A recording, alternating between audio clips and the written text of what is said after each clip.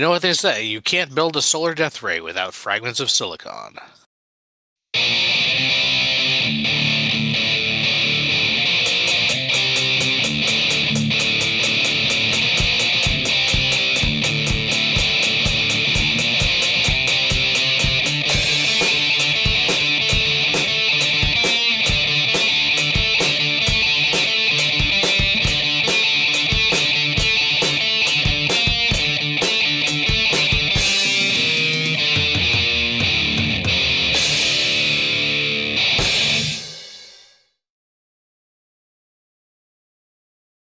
All right, welcome to another installment of the Fragments of Silicon Daylight interview.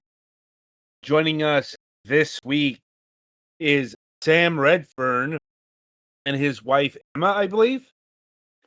Kirsty is her name. Of Psychic Software.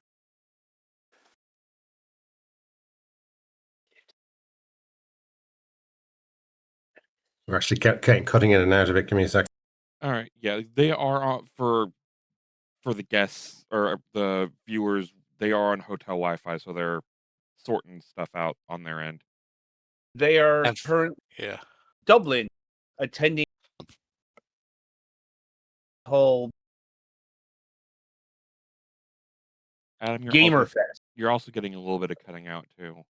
Yeah, and for the benefit of our guests, Adam's connection is crap. Well, no, it's Discord. It's always Discord. It's forever Discord. Okay, well, Discord is crap on Adam's computer.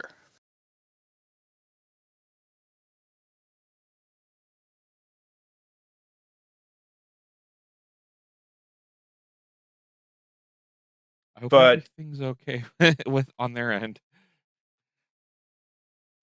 Yeah, I'm hopefully. All right. So keep trying. Yeah, well, Yeah. like I was saying, don't worry too much if you hear Adam drop out a tiny bit sometimes, because his connection has also been doing that with Discord for some reason. Don't be afraid to double ask for clarification.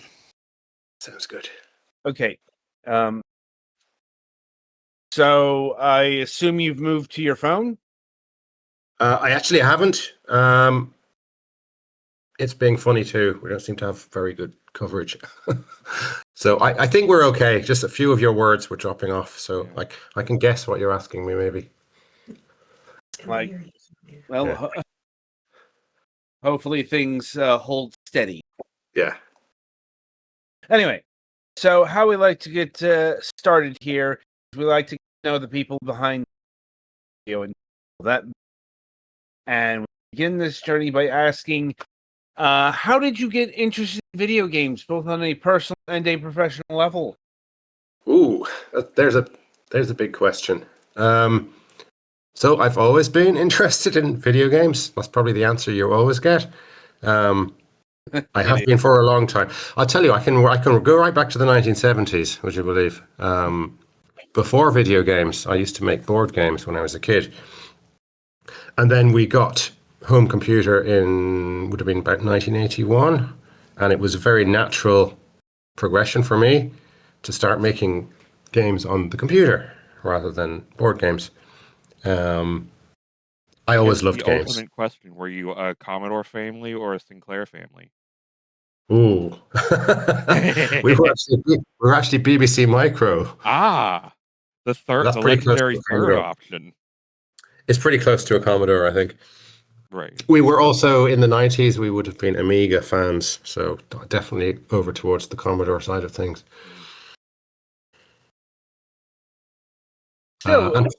Sorry, you asked about professionally as well.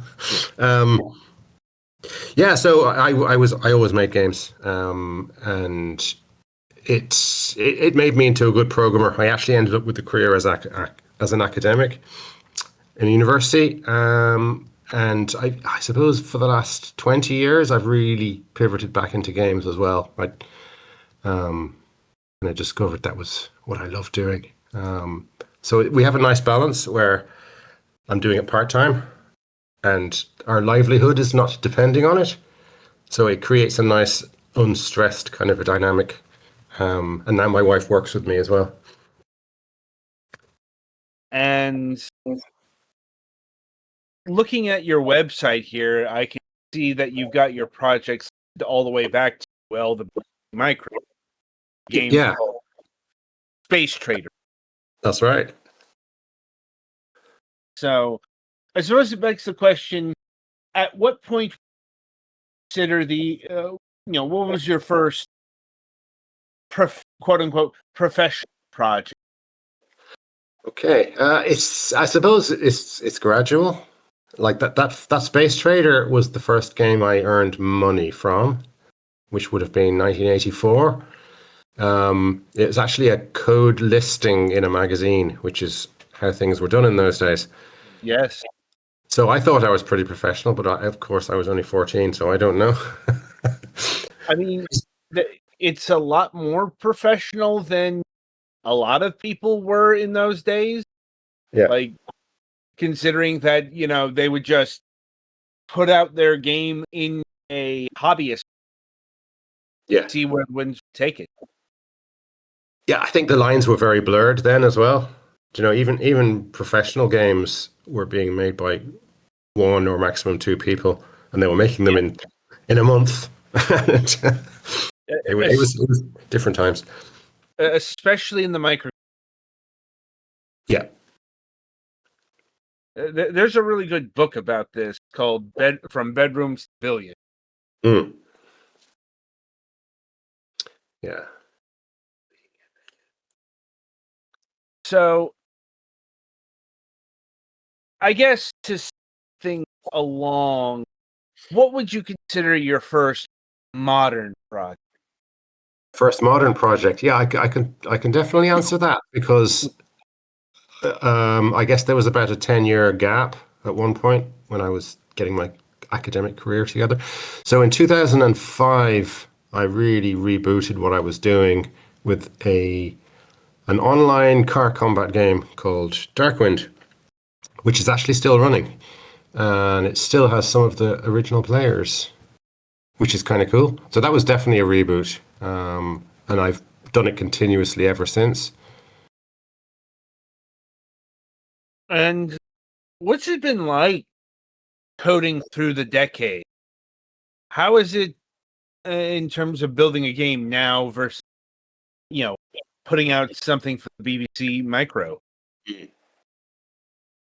My main difficulty is remembering. Just in the last few years, I managed to get hold of my original code listing, and that was really interesting. Yeah, the difference is you'd write a game in a few days. You'd have 8K of memory to play with, into which your code and your data had to go, and your graphics. So yeah, it's very different. I'm doing multi-year projects now. Yep. Which I was going to say has been a gradual thing, but of course Darkwind was 5+ years as well. I spent a few years doing smartphone games in like 2010 to 2014, so they would have been smaller projects, maybe of just a few months each. Especially in those days.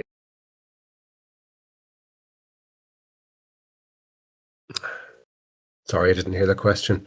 Oh, no, it wasn't a question. Especially in those days, they would have been smaller projects. Yeah, for sure. Yeah, no, I'm since the Necromancer's Tale, I've been doing big ones for some reason. I keep getting told off by my wife for taking on such big projects. I mean, that is something that I'm noting with the Necromancer's Tale. It is, at least from my vantage point, significantly bigger, grander, more ambitious than anything you've got listed previously. Perhaps besides Dark. Correct. Yeah, it absolutely would be. Yeah, I did some smaller games, some smaller Steam style games in the late 2010s.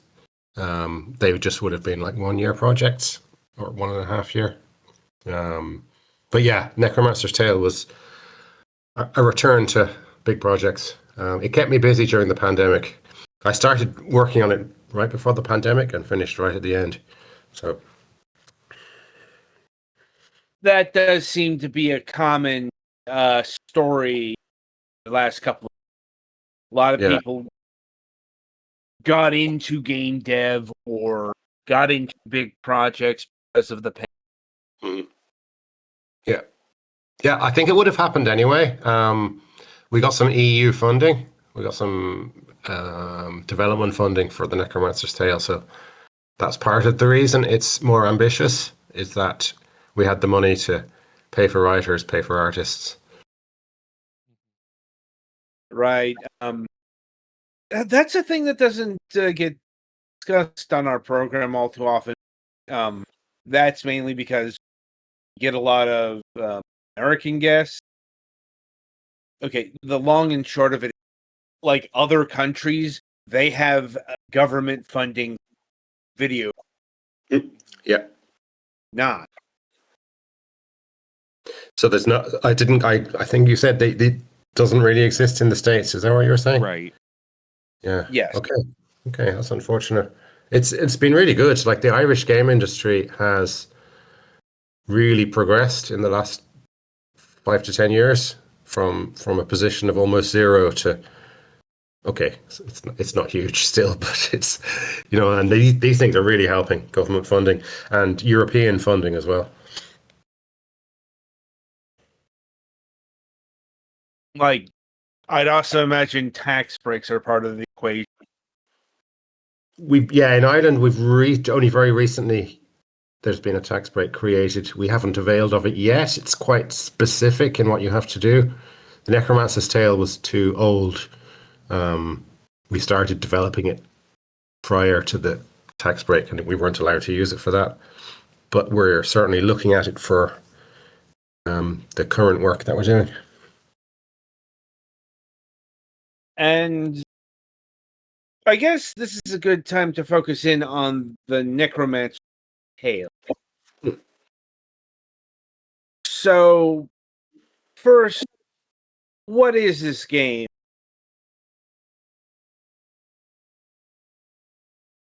So it's an RPG first and foremost. So it's an open world CRPG. In classic old school fashion. So it's like top down isometric style. Open world. It's very narrative heavy. So 400,000 words of text.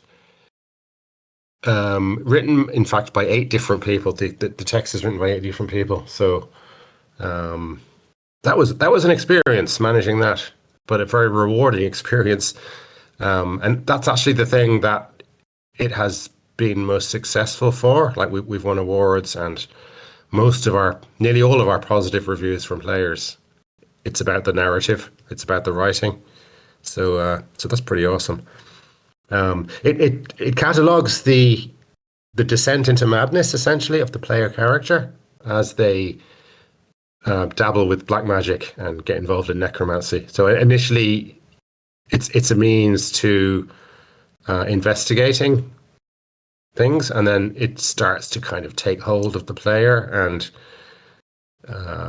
they start to lose grasp on reality. And of course, things get worse and worse. Before you know it, you're killing people and raising the dead and trying to take over the world. The things that necromancers do. Typical Thursday night, right? Yeah. I mean, if you're somebody whose literal job description is dead, yeah.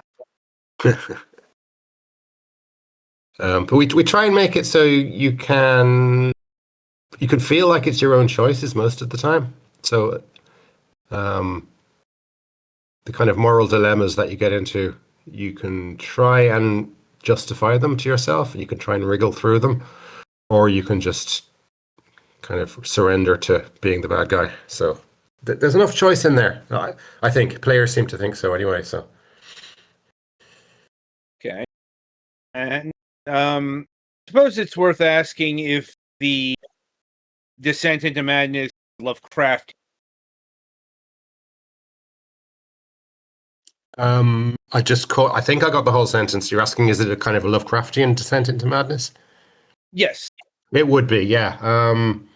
Lovecraft, I guess Edgar Allan Poe I would see as being a bit of a precursor to that. I think Lovecraft was pulling more across the kind of science fiction almost, and more kind of cosmic horror than yeah, Necromancer. yeah. But they're certainly the same. Yeah, the same descent into madness. So that what that gave us was a very, very strong character arc for the player character, and it gave us very strong kind of writing goals for the writers. So in each chapter we had kind of what is the state of mind of the protagonist at this stage, and that was very much at the forefront of their thinking when they were writing. So that made it very coherent, and it was really nice to see those decisions coming through in the player reviews. So the players really recognized what we were trying to do, and obviously we managed it because these are the things they like. Yeah, that does sound like the kind of thing. These are the kinds of things that CRPG players would enjoy. For sure. In fact, one of my favorite games is Planescape Torment. Yeah. Very renowned for its writing. Yeah. Similar themes, certainly not, a descent into necrotic madness.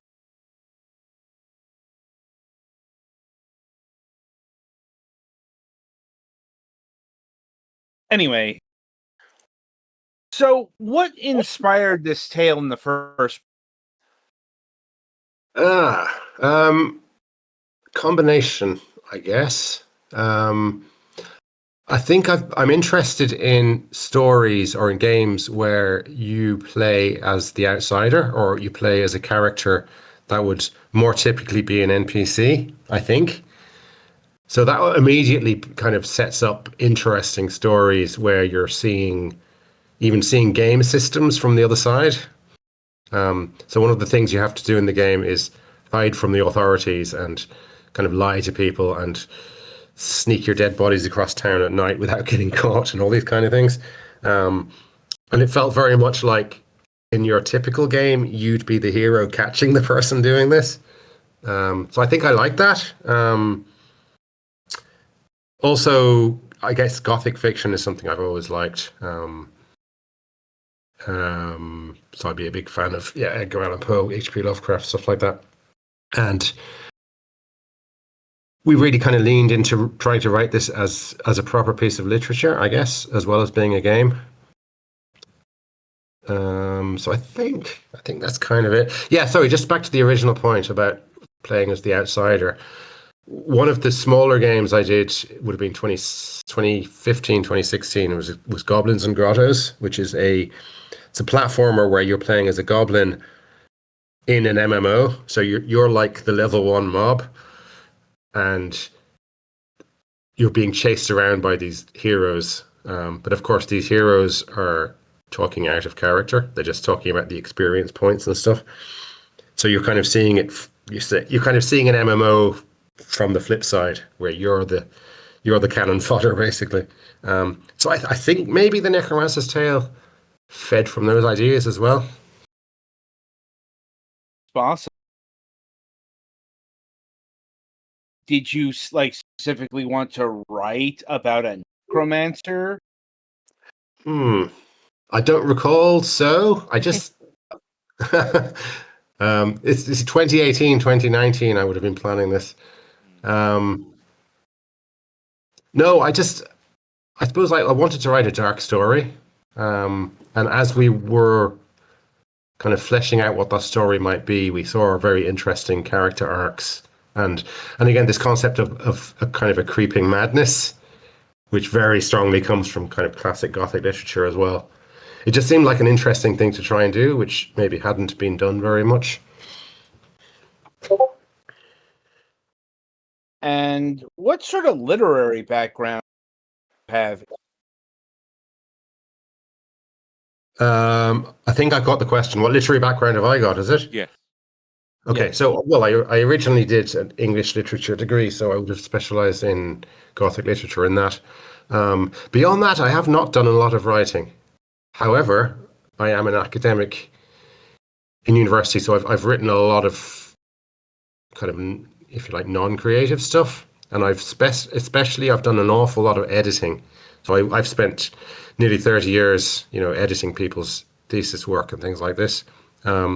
I didn't realize how useful that was until I was managing the process of the Necromancer's Tale. I now see my editing skills are part of what makes it work. So I guess I'm starting to see myself as a writer, but that's quite recent. Fair enough, but it's certainly a unique skill set. Because I'm assuming that this game was made by a few people. Yeah. So I'm the programmer. I'm the sole programmer and world designer and narrative manager, I suppose, and also editor, and I wrote bits and pieces. We have a whole bunch of voice actors. We have 5 or 6 other writers who all did quite a bit of work as well. And we have a 2D artist. All of us were part-time, I would say. So yeah, reasonably large team. Sorry, and a musician. 2 musicians, actually. Fairly large team, but all part-time. And I guess I was very much the center of a lot of it. I mean, I'd imagine it would have to be a bit of a large, because this is appearing to be like a proper, big time CRPG. Insofar as a small team can. Yes. I mean, it's not going to be like Pillars of Eternity size or anything like that, but yeah. even a small CRPG is going to be big relative to other genres. Yeah, I was. You're not going to get discovered this done in a weekend game jam. Yeah. Actually, we were at an awards show for the Irish Game Awards last month, and I, of course, had not prepared what I was going to say up on stage. So they were handing me the award for best narrative, and all I could say was, "So it turns out making an RPG is a big job." You think after so many years making games, I would know better, but I keep catching myself unawares with the scope of what I'm trying to do. Yeah, we have never had somebody once tell us it was easier than they expected. Never is. Scope But it's creep very happens rewarding. Sorry. so many people. Like, but another question I have is, like, were you always targeting this to be a CRPG, or is that something that took shape when you were fleshing the story? I think it became a CRPG pretty early. Again, this game it received some creative funding from Europe.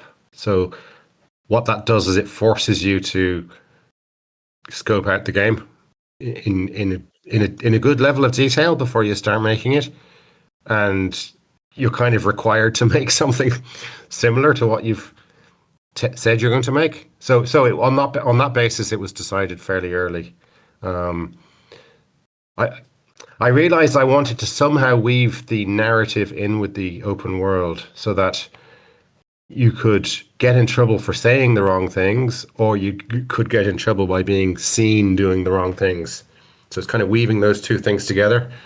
Kind of pushed it down that path into becoming a CRPG, I think. Okay.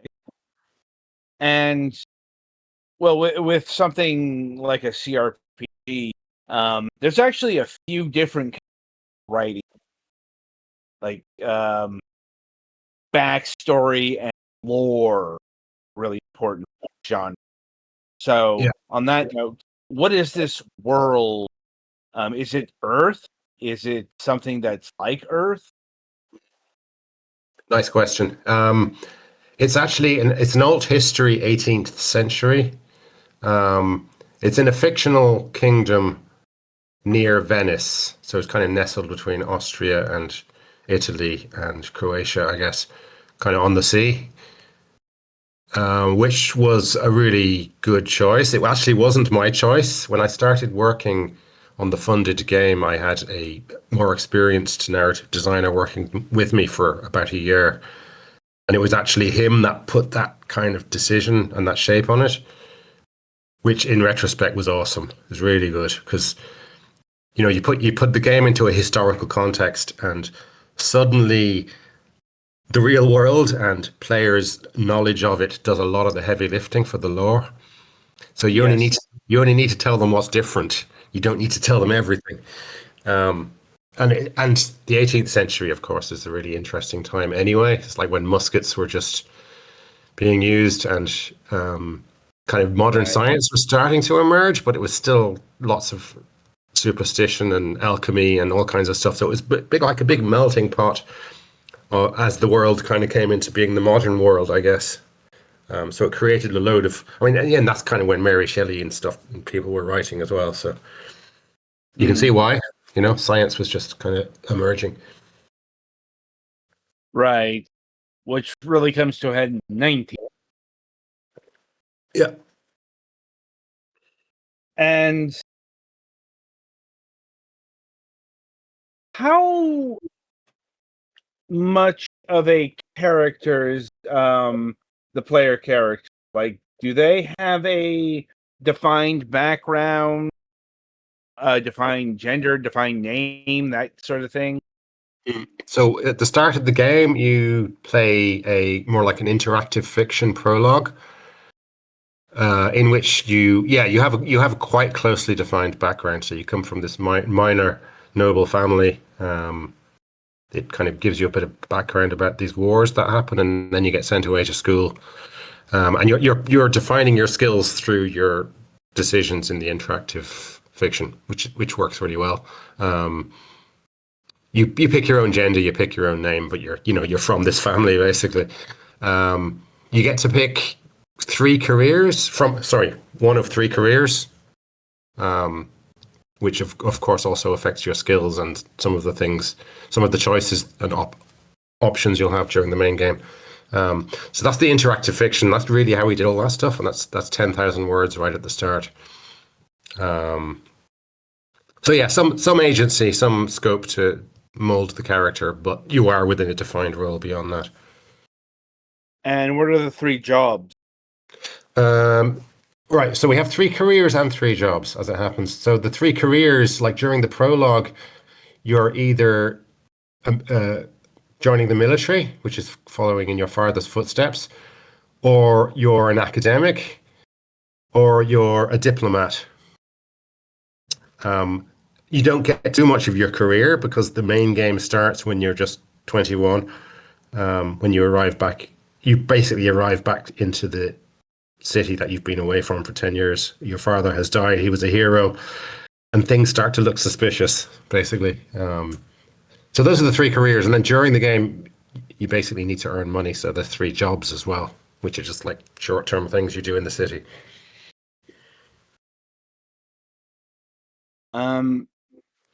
And how do I this is a question that may not make sense on the surface, but do you have to be a necromancer? You do have to be a necromancer. The scope of the game means that we had to keep the narrative like fairly linear. There's plenty of side content, and towards the end, in the last chapter, there's some big decisions which change the final outcome. And one of the choices is you can renounce the whole thing and give up your necromancy. But yes, the plot does require that you get involved. It does as much as it can to give you the opportunity to self-justify it in the way that works for you, is what I'd say. Well, beyond the plot, do you have to use necromancy like in game? Do you have to use it to progress, like in terms of combat? That's Yes, you do. Absolutely. So as the game progresses, you start building up your skeletons and your zombies and your other things. You get like this Frankenstein type creature as well, and various other things. You have to you really have to build those up, yes, because the game kind of builds towards battles and a major pitched battle at the end, and that's the only way you're going to do it. That's actually a pretty clever way of, keeping the narrative on point in terms of gameplay.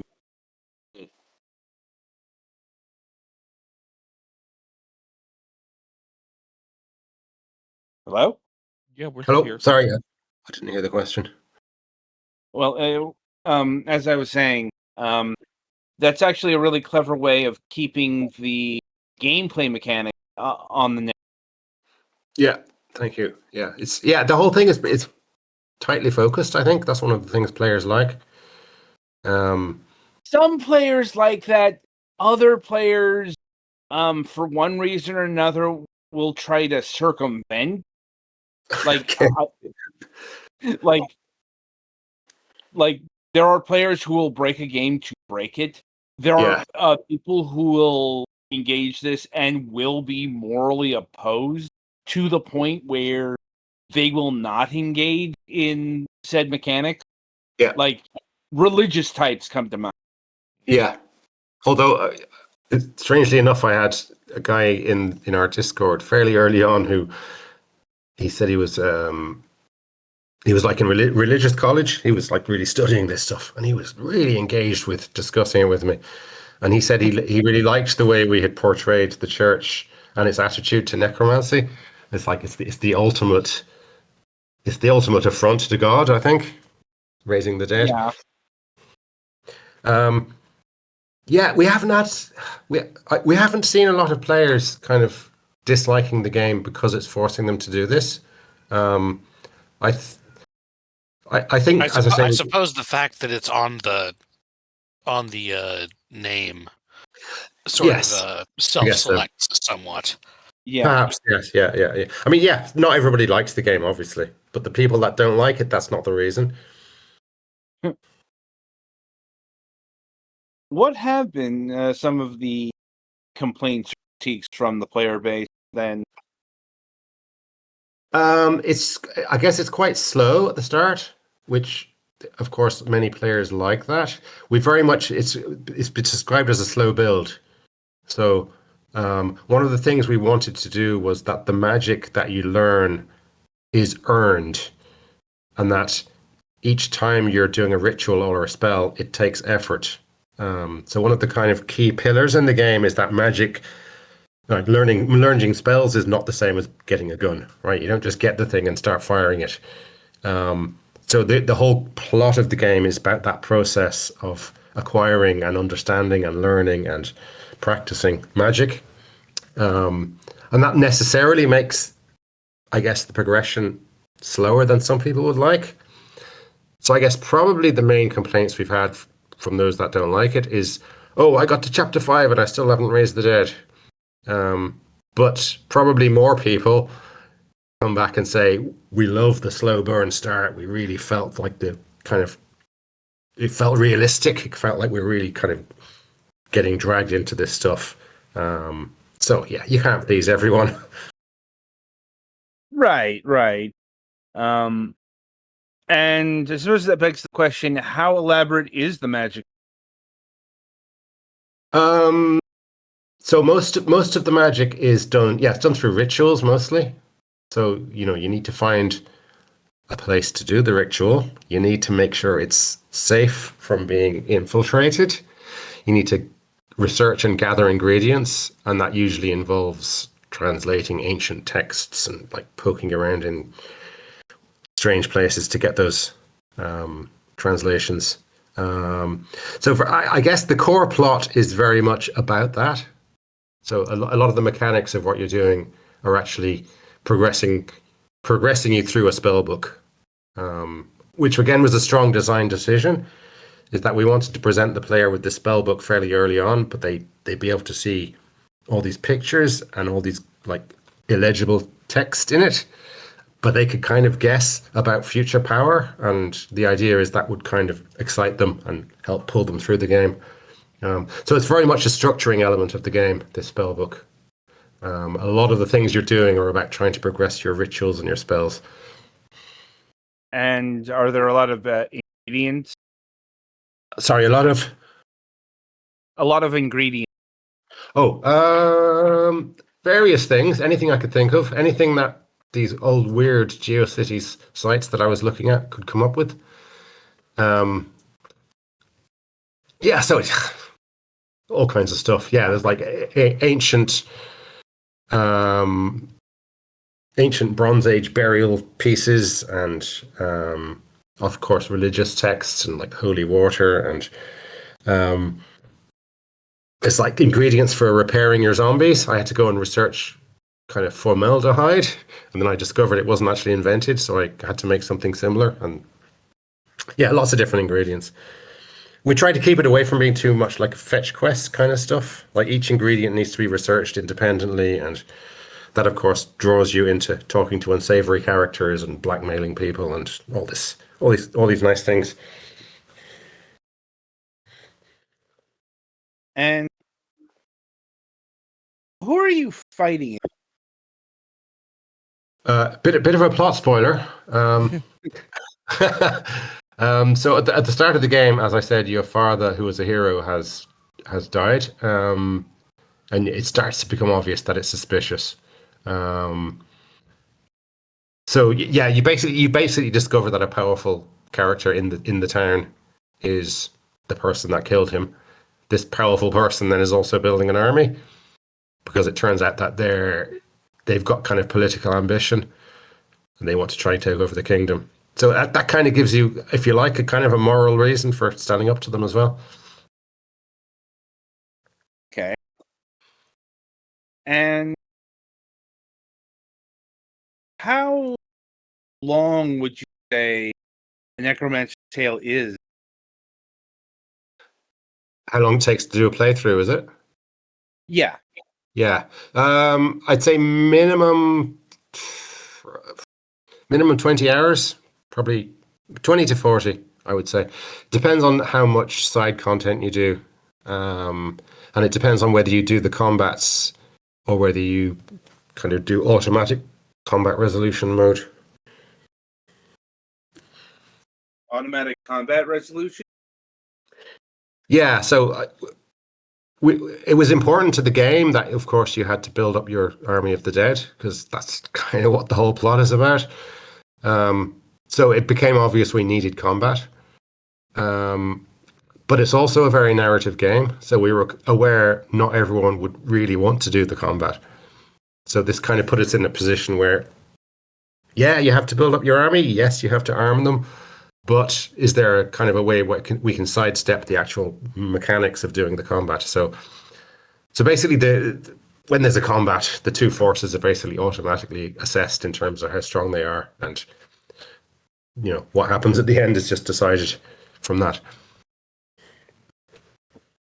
Played a fair few grand strategy games that do that. Okay. For their battles.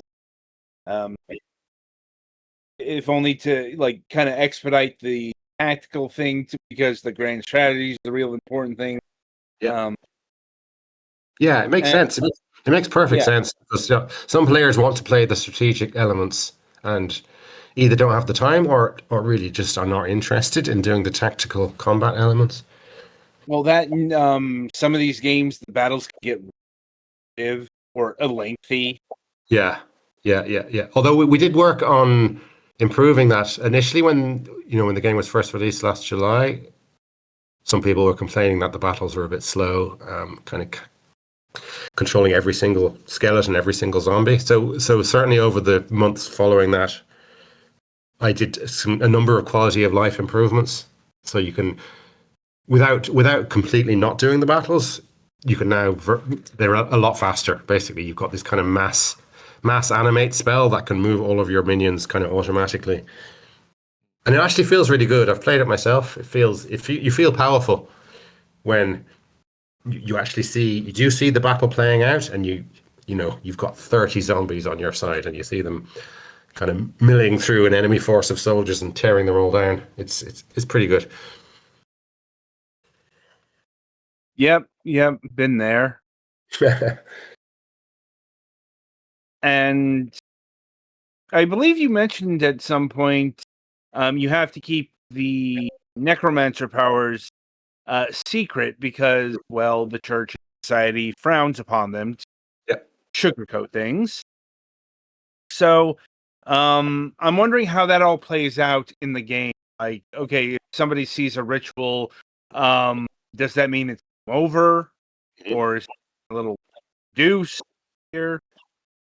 Yeah, that's a good question, because this is one of the things that I kind of wrestled with quite a lot when developing the game. So there's two different kind of RPG systems going on. There's one called Trust, which is what the townsfolk directly think of you. So you can damage your trust, or you can, in fact, boost your trust through the way you talk to them and the way you act with them. And of course, if you get seen doing a ritual, there's a big hit to trust. And you get pulled into court, and there'll be a court case, and there's different severities of crimes. So if you steal from someone, you'll probably get put in the pillory, and as a first instance. Whereas if you get seen like leading zombies around, you're probably straight for the noose, I would say. So that's trust. There's also another system called tension, and tension really represents how the town feel about what's happening, but they don't know who to pin it on. So if you do a ritual and you are a bit sloppy, and you leave like a pentagram on the ground on the graveyard, when you go away, people will find it, but of course they don't know it's you. So tension will go up, and tension basically leads to more soldiers moving around, which makes it harder for you to kind of bring your dead bodies home at night and stuff like this.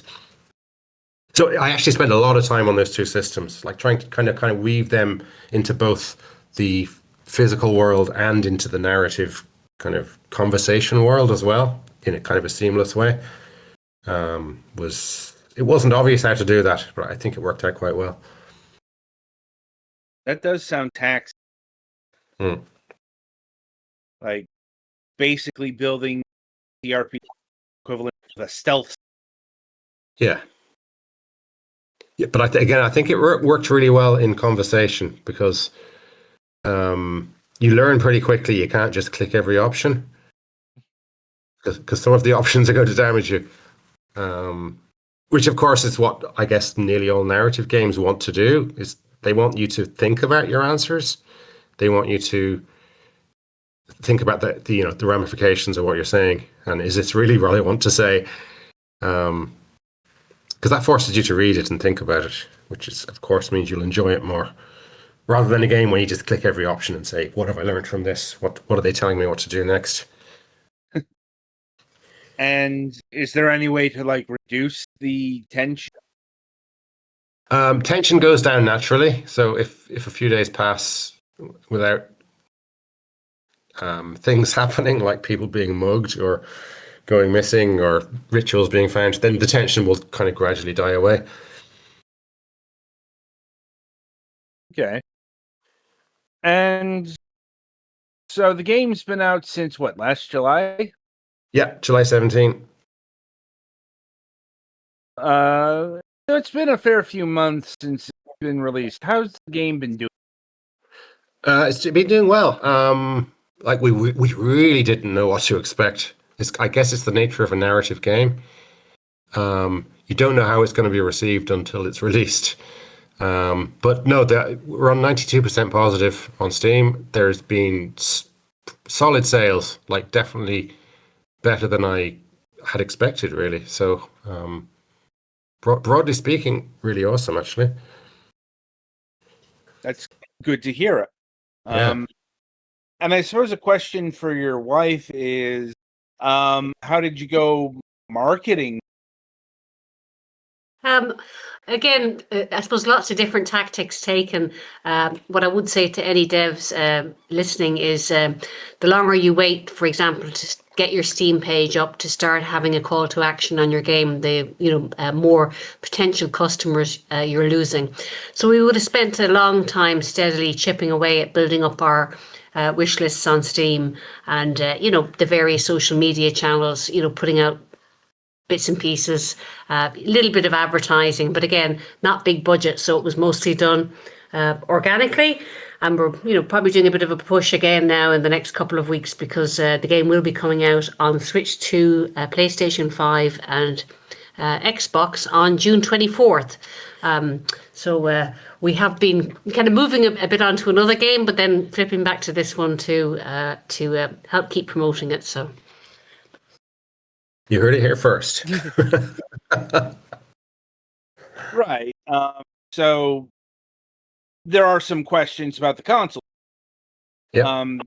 First of which is, are you guys handling actual porting yourselves, or are you contracting out for?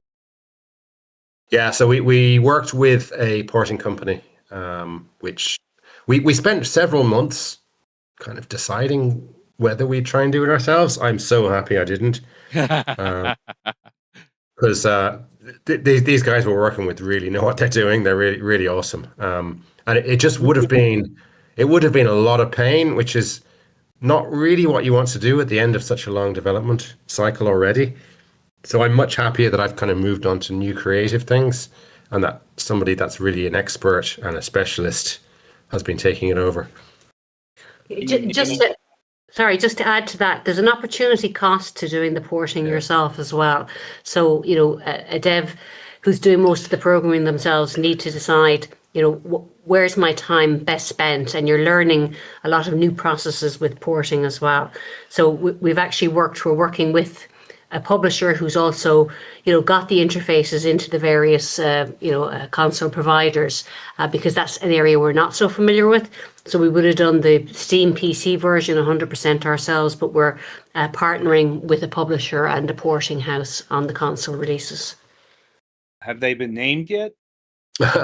So the publisher is Silver Lining, and the porting house are called iFi Games. They're in Greece. Silver Lining are in the UK.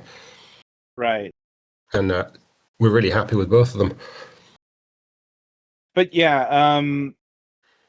it's not just a matter of bringing a game like this to the console, the programming.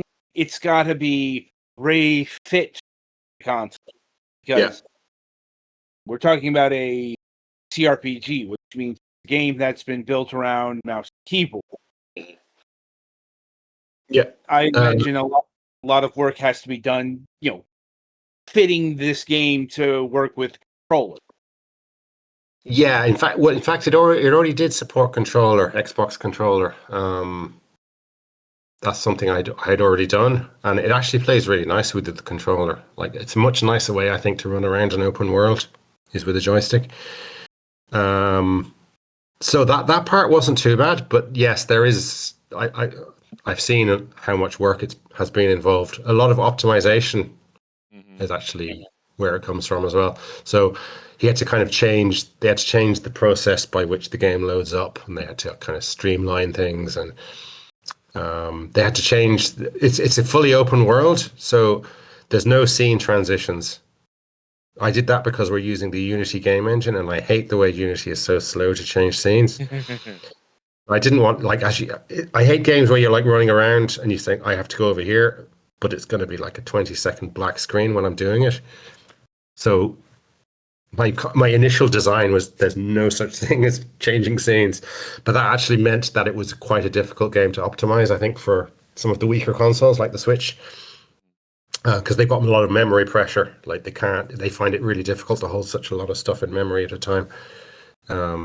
So this is one of the reasons I was so happy to work with a porting house who knew what they were doing. For the PlayStation and Switch versions, will you be able to use the touch screens or the Switch's mouse mode for people who want Yes. mouse experience? Absolutely. In order to get it onto the Switch too, we of course had to pitch it to Nintendo, and of course they want to see you using their special hardware features.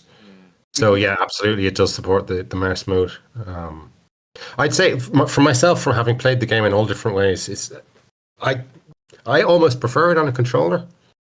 Some things are a bit slower, like combat is a bit clunky with the controller because you don't have the mouse pointer's moved around with one of your joysticks, and it's of course going to be slower and less precise. But for general purpose running around and doing conversation, I actually prefer the controller to the mouse personally. Fair enough. And in terms of the Switch, is it just going to be Switch 2 or is it going to be Switch 1 and It's just Switch 2. We didn't even try Switch 1 on the basis of the game being it's really too high spec. I had some experience with Switch 1 before. In 2019, we had a game out that was on Switch 1, and it was pushing the limits of the Switch 1, and it's a much simpler game. So we didn't even try, to be honest. Our hope was to get onto Switch 2, which is still not oversaturated with games, and then to hopefully benefit from the fact that the platform is not oversaturated. So we'll see. Right. I mean, it's impossible to say, but other than I'm going to say there's not a whole bunch of Nintendo 2 games that are CRPG.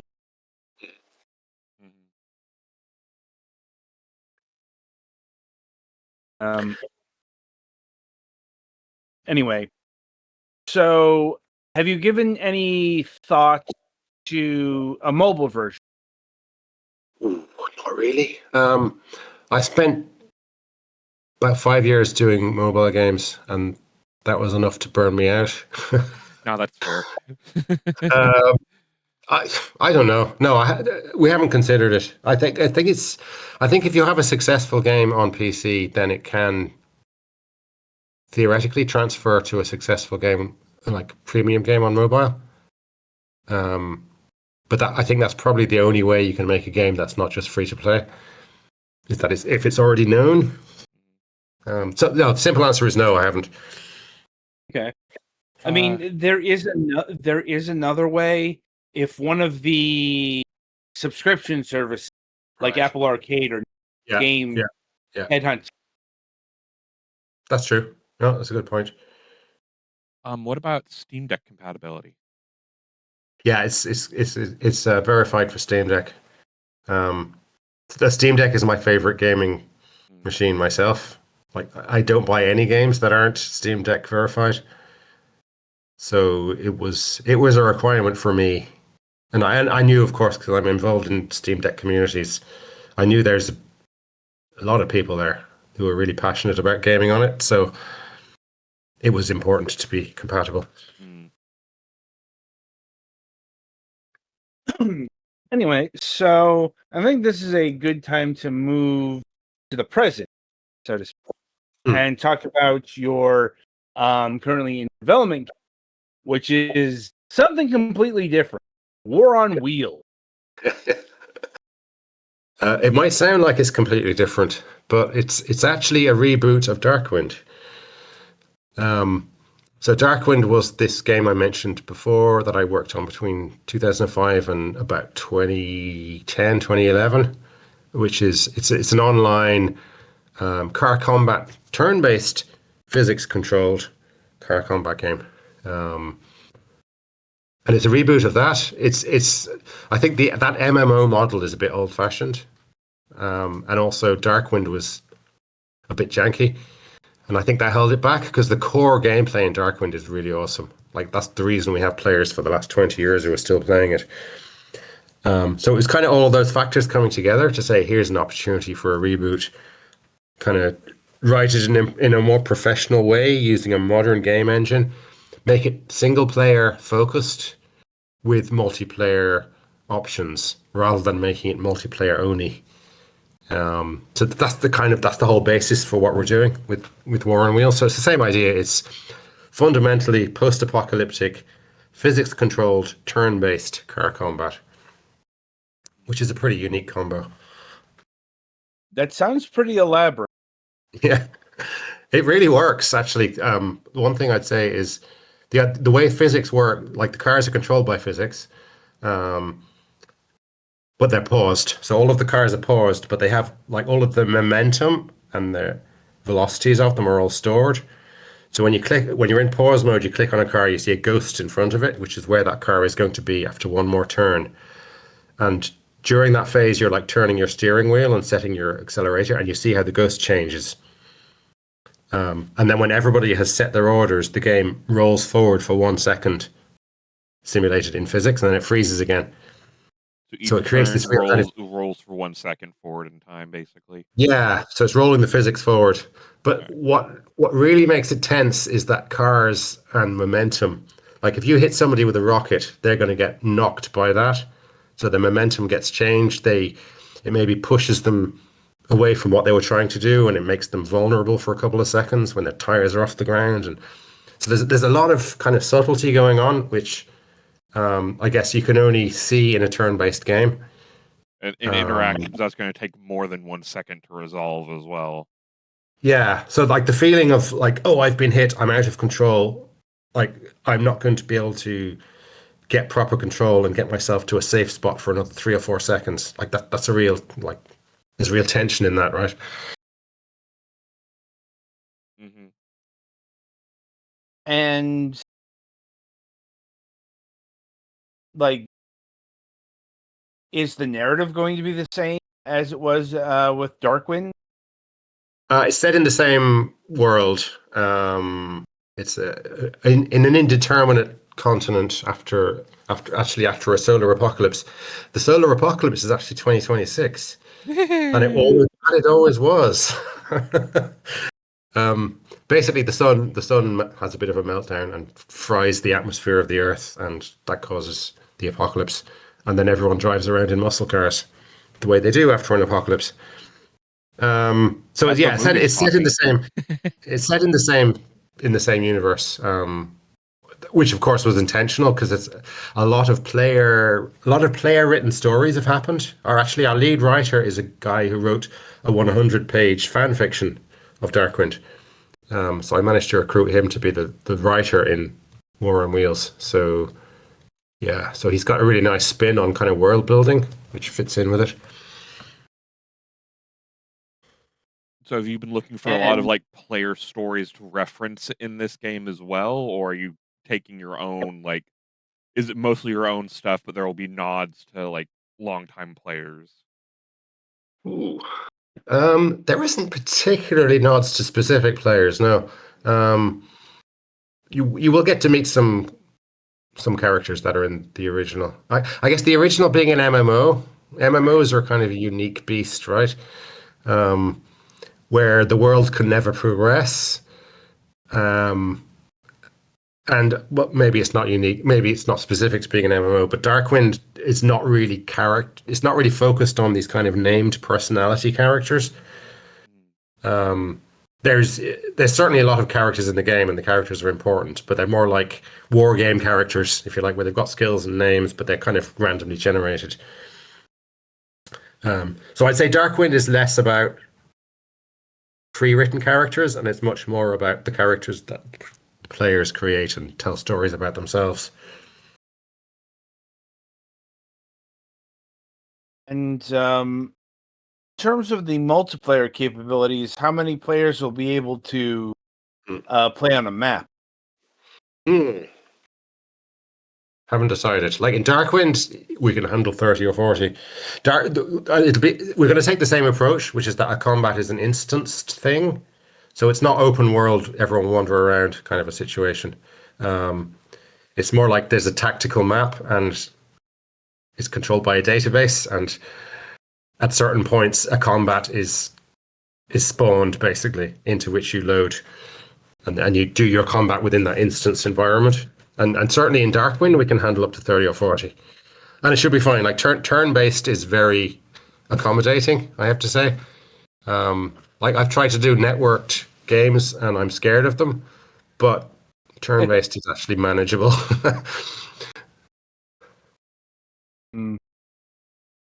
Yeah, it's a lot easier to do asynchronous online multiplayer. Correct. Oh, I I couldn't. play by mail. No, it's just I mean, particularly if it's a competitive game and players are seeing slightly different things happening. It's just not Right. acceptable. Like you Right. get situations where someone thinks a bullet hit them and someone else thinks it missed, and it's like neither of them are actually wrong. It's just this. Networked games are weird things, do you know? Just there is Yeah. no. Yeah. Well, like especially Like- something like this with the physics engine, somebody could have a Yeah. better GPU, and if it's trying to run the physics model on the computer itself, it could be slightly different. Exactly. And then you any need to difference figure will lead out to who problem. actually won that encounter, and that's just impossible. Correct. Yeah. This is what we discovered that fairly early on with Darkwind. Initially, the physics was simulated on the client and on the server, and that meant sometimes you'd see a turn playing, and then it suddenly would change at the end because the server kind of stepped in and said that's not what happened. Players didn't like that. Right. So I learned pretty early on to just remove all simulation from the client. Right. And what it means is we can run the 1 second of term on the server, and then we can send all of the data to the clients saying this is exactly what happened over 100 time slices of that second, and all the clients are doing is playing back, so that everything is absolutely rock solid, Right. kind of synchronous, and that works really well, and that's what we're going to do in War on Wheels as well. And what's the state of the game at the current time? It's earlier than I'd like. We've actually been working on War on Wheels for several years as well, but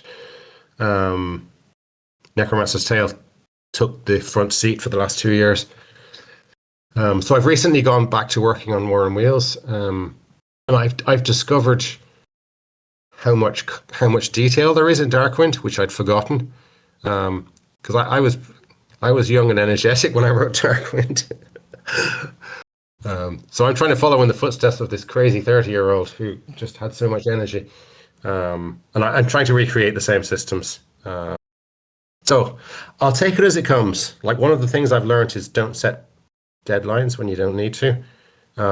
It just adds stress for no reason. So it'll be done when it's done. I'm hoping there'll be a demo this year, but I'm certainly not promising it to anyone.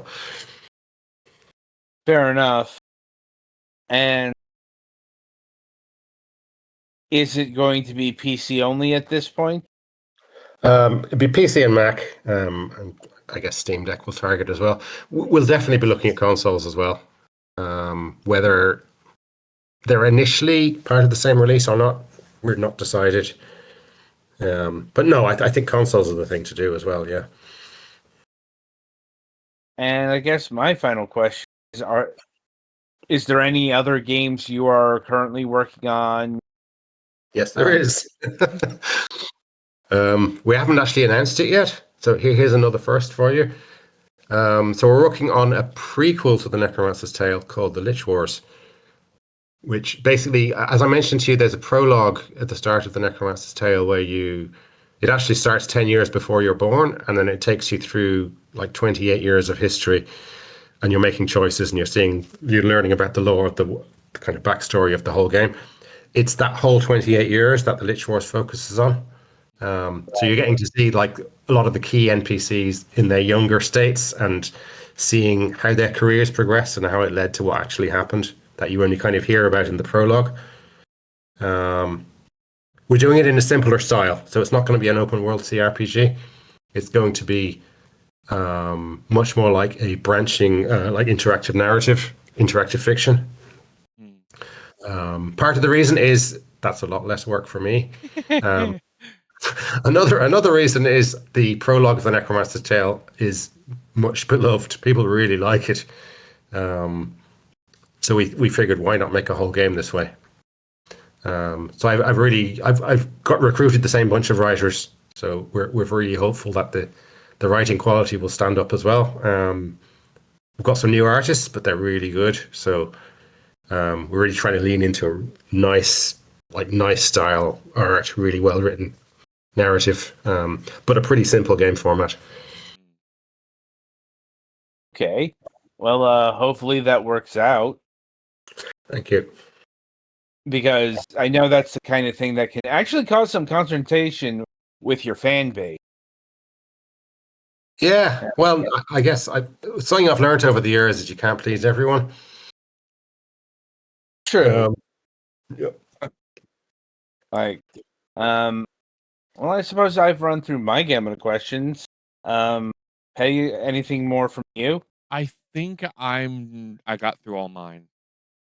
Cool. I don't think Alex is Alex still here? He dropped out. I think he had to go get ready for work. Yeah, that's what I thought. All right. So yeah, I want to thank you both for taking time out of your schedule, especially during a gaming convention, and with us here today to talk about your games. Thank you so much. It's been awesome talking to you. I always like talking about games. Thanks, guys. Indeed. Maybe we'll have you on when your prequel game, The Lich Wars, is ready to be formally talked about. Yeah, that'd be cool. That'd be cool. We're going to be announcing it hopefully before the end of the summer. When we have enough material to make a Steam page and a decent looking trailer. Okay. Maybe we'll be in touch then. Yeah, cool. All right. Yeah, it's been really nice. Thank you. Indeed. All right. In the meantime, the game is the Necromancer's Tale. It is currently out now on a Steam PC for $24.99, and coming. When is it coming on to console? June 24, it'll be coming out on all of the major consoles. So June 24 on your platform of console. Yeah. So be sure to either pick it up on Steam or wishlist it on one of the store pages today. Or come into if you want to chat about if anyone wants to chat about the game, they're welcome into my Discord as well. So okay. All right then. So yeah, that'll about do it for this installment of Fragments of Silicon. As always, be sure to tune in next time for the Sunday reviews. And until then, I shall wish you good gaming.